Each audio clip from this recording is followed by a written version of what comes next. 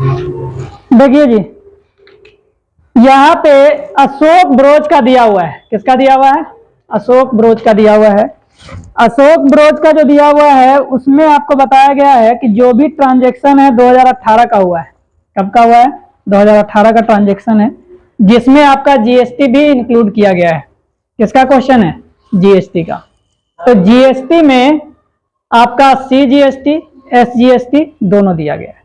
तो इसका मतलब ये क्वेश्चन जो होगा वो इंट्रा स्टेट का होगा। किसका होगा? Intra state. क्योंकि आप लोगों को पहले ही बताए हुए थे कि इंट्रा स्टेट में जो होता है उसमें सीजीएसटी और एसजीएसटी दोनों चलता है। अगर जैसे ही इंटर स्टेट आ जाएगा तो फिर सिर्फ और सिर्फ आईजीएसटी चलेगा वहां। ठीक है, एक ही जीएसटी वहां लगता है। तो यानी कि इंट्रा स्टेट का ये क्वेश्चन है। इसमें सबसे पहले 2018 को जनवरी 2 को एक परचेज किया गया है गुड्स। ठीक है, इसमें क्या बोल रहा है? बोल रहा है purchase goods for 2 lakh on credit. On क्या? क्रेडिट। यानी कि सामान जो खरीदा गया वो 2 लाख का सामान खरीदा गया, और वो भी जो है उधार में खरीदा गया। किस में खरीदा गया? उधार में। तो जैसे ही आप गुड्स उधार में खरीदते हैं तो आप गुड्स जैसे ही खरीदिए, गुड्स की जगह पर किसका नाम? परचेज का। क्योंकि खरीद के ला रहे हैं इसलिए परचेज का नाम होगा, है कि नहीं? जब सेल्स करते गुड्स को तो फिर सेल का नाम लिखते। तो यहां पे हमारा क्या होगा?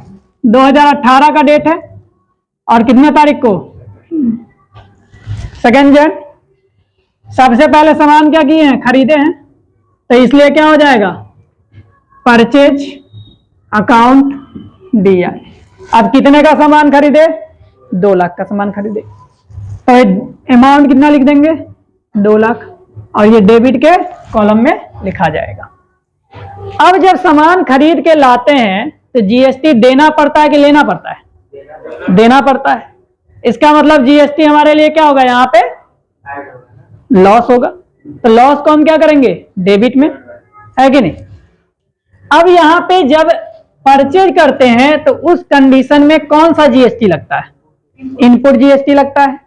तो इनपुट में हमारा 2 जीएसटी लगाना पड़ेगा। तो पहला जो होगा वो क्या होगा? Input CGST account DR. क्योंकि खर्चा है तो खर्चा को क्या करेंगे? डेबिट में रिकॉर्ड करेंगे, देना पड़ेगा। अब कितना होगा? तो 6% इस पे क्या किया गया है? जीएसटी इंक्लूड किया गया है। तो अब 2 लाख का 6% आप निकालेंगे तो कितना हो जाएगा? 12,000 हो जाएगा। कट जाएगा 14 12,000 रुपया। यानी 12,000 रुपया था आपका जो जीएसटी आ गया। वो कौन सा जीएसटी आ गया?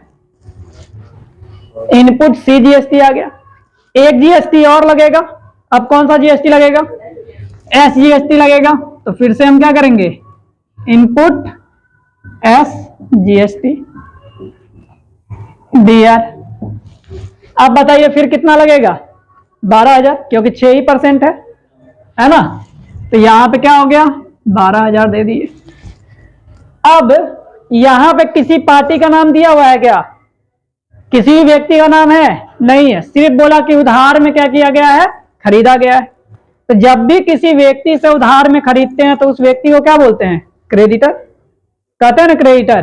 तो इसका मतलब है यहां नाम नहीं दिया गया है तो नाम क्या लिखेंगे? क्रेडिटर का नाम लिखेंगे, है ना? अगर व्यक्ति का नाम दिया रहता तो क्या करते? व्यक्ति का नाम लिख देते। लेकिन व्यक्ति का नाम नहीं है तो उस व्यक्ति को हम लोग क्या बोलते हैं? क्रेडिटर। यानी किसी ना किसी से खरीदे होंगे तो जो उससे भी खरीदे होंगे वो क्या बना होगा? क्रेडिटर बना होगा। तो हम क्या लिख देंगे? क्रेडिटर। कोई दिक्कत? अब कितना अमाउंट आ जाएगा?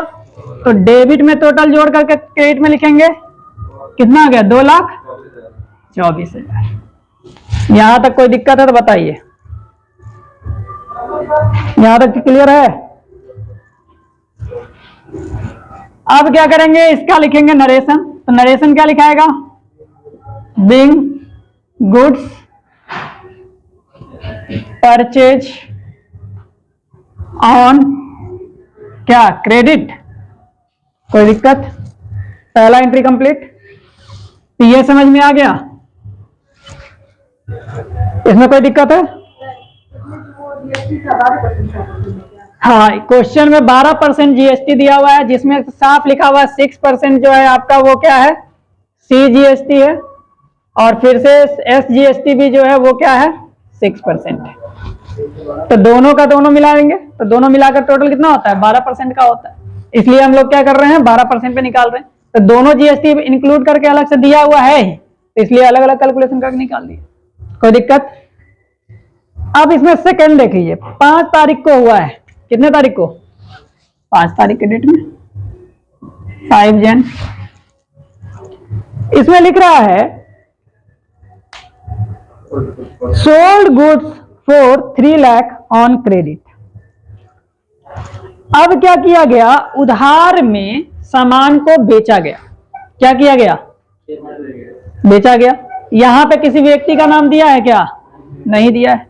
इसका मतलब जिसको भी सामान हम उधार में बेचते हैं वो बिजनेस के लिए क्या बन जाता है, डेटर बन जाता है।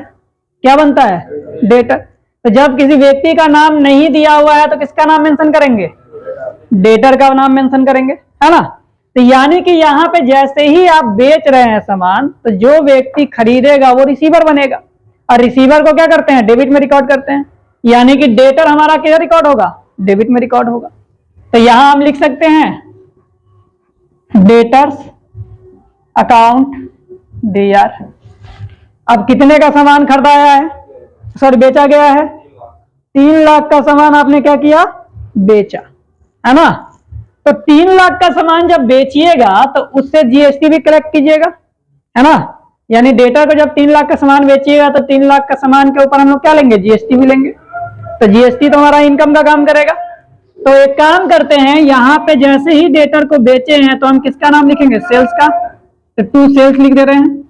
यहां तक कोई दिक्कत है, क्योंकि गुड्स बेचे इसलिए सेल्स का नाम। अब सेल्स कितने का किए हैं, तो 3 लाख का सेल्स किए, है ना। तो क्रेडिट साइड में हमने कितना लिख दिया, 3 लाख लिख दिया ना। अभी हम डेटर में बैलेंस किस लिए नहीं लिखे हैं, क्योंकि अभी जीएसटी का भी पैसा हमको कलेक्ट करना है, लेना है ना। इसलिए हम अभी डेटर वाले में बैलेंस नहीं लिखे, क्योंकि हमको पता ही नहीं अभी कितना बैलेंस आएगा।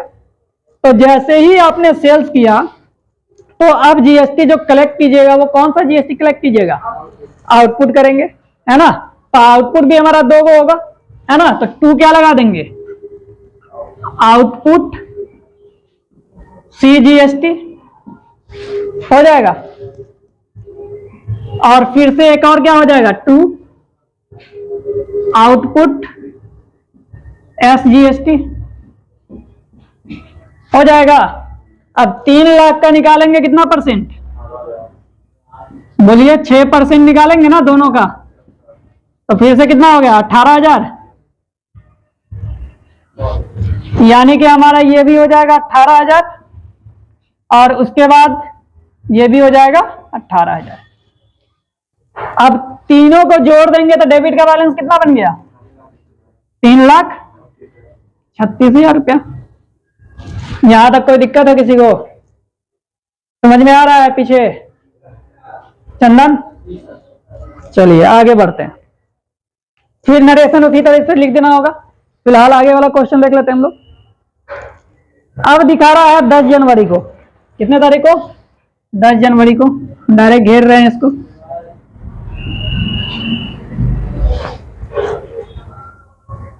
इसमें बोल रहा है purchase computer printer for office for ₹50,000 and payment made by check.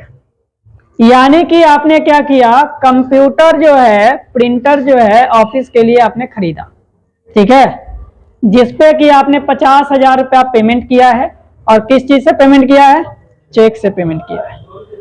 जब प्रिंटर खरीद के लाए हैं तो ये एसेट्स है, आपको पता है। तो एसेट्स के बारे में ही हमको लिखना पड़ेगा। लेकिन यहाँ पे एक ही का नाम नहीं है, कंप्यूटर प्रिंटर भी लिखा हुआ है ना। तो हम इसे जो लिखेंगे वो लिखेंगे ऑफिस इक्विपमेंट। क्या लिखेंगे, ऑफिस इक्विपमेंट। क्यों लिखेंगे, क्योंकि एक से ज्यादा एसेट्स है ना। तो सब एसेसरीज में आ गया, तो इसलिए ऑफिस का हम क्या लिखेंगे, इक्विपमेंट लिखेंगे, है ना। तो जैसे ही आप पेमेंट करते हैं तो ऑफिस इक्विपमेंट क्या होगा, आएगा, है ना। तो आएगा तो हम क्या करेंगे, डेबिट करेंगे, क्योंकि रियल अकाउंट में जो भी एसेट्स आता है उसको क्या करते हैं, डेबिट में रिकॉर्ड करते हैं।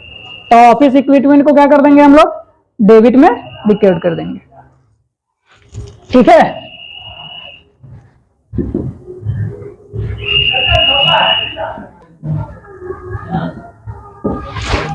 अब जैसे ही ये आप खरीदेंगे, ठीक है, तो फिर आपको जीएसटी देना पड़ेगा कि लेना पड़ेगा? देना पड़ेगा। यानी कि फिर से जीएसटी हमारा क्या लगेगा? इनपुट का लगेगा, क्योंकि आप क्या कर रहे हैं? खरीद रहे हैं। परचेज का कंडीशन है, इसका मतलब क्या होगा? इनपुट लगेगा, हमको देना पड़ेगा। तो फिर यहां क्या लगा देंगे? इनपुट क्या लगेगा?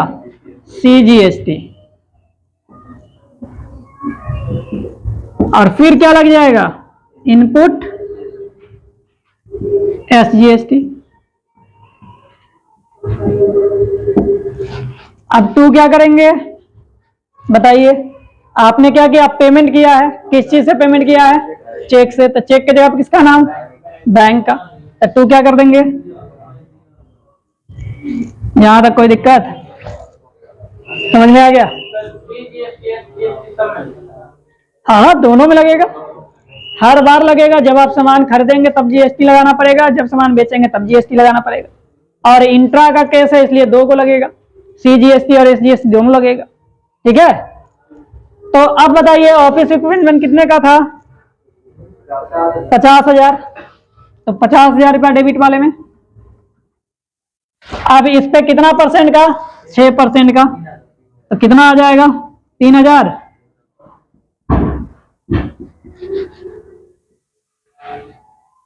तो 3,000 रुपया हमारा इसमें चला गया। इसके अलावा सेकंड वाले में भी कितना? 3,000। अब टोटल जोड़िएगा तो कितना हो जाएगा?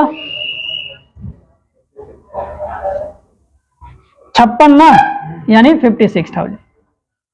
यहां तक कोई दिक्कत है तो बताइए। समझ में आ गया?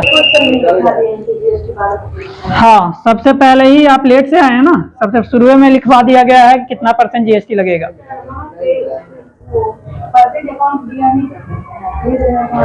तो एसेट्स है ना, तो हमने क्या बताया था? एसेट्स के जगह पे एसेट्स का नाम लिखते हैं, गुड्स के जगह पे हम परचेज का नाम लिखते हैं। तो यहाँ कोई गुड्स है क्या? नहीं। यहाँ पे तो संपत्ति का नाम दिया हुआ है, कौन कौन संपत्ति है, लेकिन एक से ज्यादा संपत्ति, इसलिए हम क्या लिखे? ऑफिस इक्विपमेंट लिखे, यानी सारी संपत्ति एक में ही आ जाएगा। क्लियर है बात? कितने तारीख का डेट में?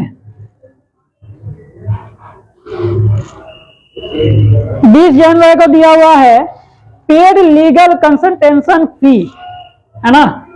तो ये चार्ज होता है, लीगल चार्ज के रूप में इसको जाना जाता है। ये हमारे लिए क्या है? खर्चा है, यानी बिजनेस के लिए हमारा क्या होगा? खर्चा हो जाएगा। तो खर्चा किधर जाता है? डेबिट में जाता है। तो इसे लिखेंगे हम लोग क्या? लीगल फी। क्या लिखेंगे? लीगल फी। ये खर्चा हो गया डेबिट में। अब कितने का खर्चा आपने किया है इसका? 10,000 रुपीज, यानी 10,000 का आपने क्या किया? खर्चा किया। अब इस पे आपको क्या लगा होगा?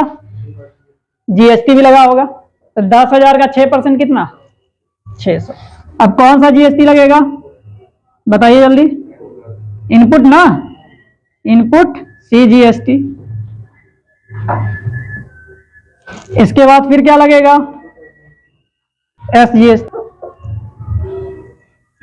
ठीक है। अब कितना हो गया? तो एक हो गया हमारा 600 ना, और दूसरा भी हो गया कितना? 600। टोटल मिला के कितना हो जाएगा? यही ना आएगा? 11,200। इसमें किसमें दिया हुआ है? कुछ लिखा हुआ है क्या? नहीं लिखा हुआ। तो इसका मतलब है कैश में दिए होंगे। तो क्या हो जाएगा? कोई दिक्कत? तो ये तो हो गया यहां तक कंप्लीट। अब दिया हुआ है लास्ट 31 तारीख को।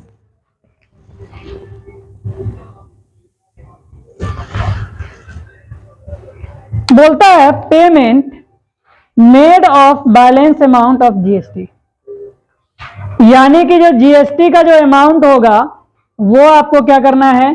बैलेंस करना है। किस तरीके से बैलेंस किया जाएगा? ठीक है। तो इसमें आप लोग को जब हम एडजस्टमेंट का लिखाए थे तो उसमें हमने पहले ही बताया था जितना इनपुट जीएसटी होगा और जितना आउटपुट जीएसटी होगा, इन दोनों को हम क्या करते हैं? घटाते हैं, एडजस्ट करते हैं कि कितना हमने कलेक्ट किया है और कितना हमने पे किया है। ठीक है, और जितना बच जाएगा उतना ही पैसा हम क्या करेंगे, बैंक में ट्रांसफर करके पे कर देंगे, है ना। तब पेमेंट का एंट्री होगा, ऐसे पेमेंट का एंट्री नहीं होगा। तो पहले तो हमको एडजस्ट करना है। तो एकदम सबसे एकदम सिंपल सा तरीका है कि आप पहले क्या कीजिए, टोटल निकाल लीजिए जीएसटी इनपुट का कितना हुआ, ठीक है।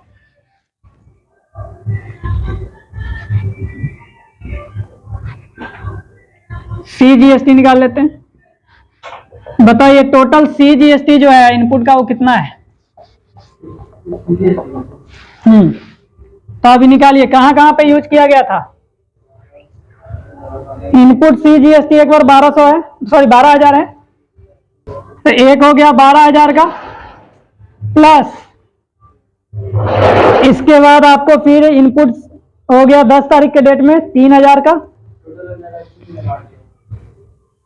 31,800 आ रहा है, देख लेते हैं। 3,000 हो गया। फिर इसके बाद आपका सीजीएसटी आ गया 600 रुपया, जो 20 तारीख के डेट में था।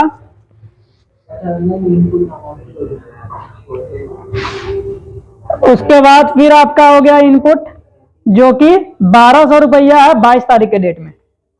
कितने तारीख के डेट में, टोटल जोड़िए कितना हो गया, 12 6 18 18, और इधर हो गया 12,000 और 3 कितना हो गया जी, 15,000 1 16,800। तो ये टोटल जो हमारा आया वो क्या आया, इनपुट आया, है ना। हमने बताया था जितना भी इनपुट होगा, जो भी आउटपुट किए होंगे उससे क्या करना है, राइट ऑफ कर देना है ना। तो इनपुट होता किधर है, डेबिट में। अब इसको खत्म करना होगा तो किधर लिखना पड़ेगा, क्रेडिट में लिखना पड़ेगा। बात समझ में आ रहा है। उसी तरीके से ये तो फिर सिर्फ निकला किसका, इनपुट सीजीएसटी। तो एसजीएसटी भी इतना ही रहा होगा, टोटल एसजीएसटी भी कितना रहा होगा, सेम रहा होगा।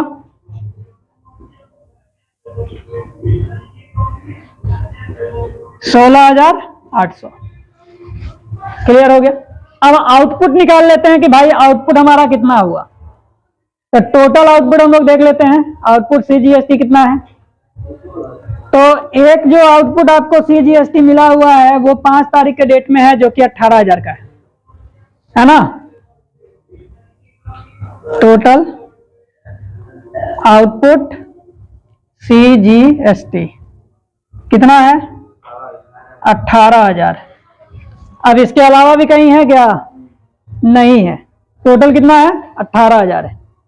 इसके बाद आपके पास क्या बच गया है, एक बार 18,000 ये आया, और यही सेम चीज एसजीएसटी भी होगा, कितना, 18,000। ठीक है। तो यहां पे जो आउटपुट है उसको करना होगा डेबिट, क्योंकि पहले से रहता है कहां, क्रेडिट में, खत्म करना है।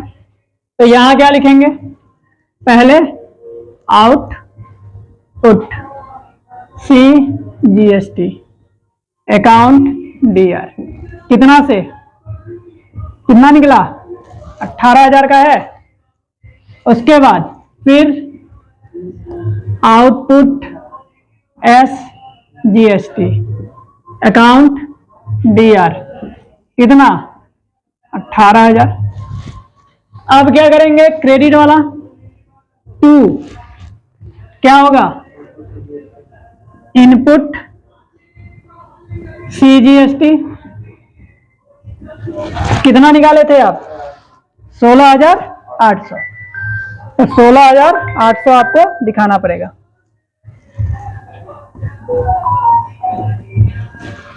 उसके बाद फिर से हमारा क्या है, 2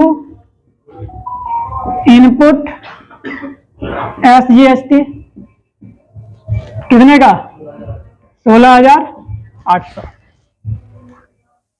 कोई दिक्कत। अब बताइए ये दोनों को घटाने के बाद बैलेंस कितना बच जाएगा, 33,600 आ जाएगा, और 18 दूनी 36,000, है ना। तो 36,000 में से हम 33,600 को घटाएंगे तो कितना बच जाएगा, कैसे, 24,100 बचेगा ना जी, 2,400 बचेगा। तो 2,400 रुपया हमारा किस में चला जाएगा, बैंक में चला जाएगा, है ना। क्योंकि बैंक से ही हमारा क्या होगा, ट्रांसफर होगा, है कि नहीं। तो 2 क्या कर देंगे सीधा यहां पे, बैंक अकाउंट, ठीक है। अब कितना हो जाएगा, कोई दिक्कत, बात समझ में आ गया। तो इस तरीके से ये क्या होगा, बनाया जाएगा। इसी को हम लोग क्या बोलते हैं, एडजस्टमेंट एंट्री बोलते हैं। क्लियर हो गया, कोई सवाल किसी को?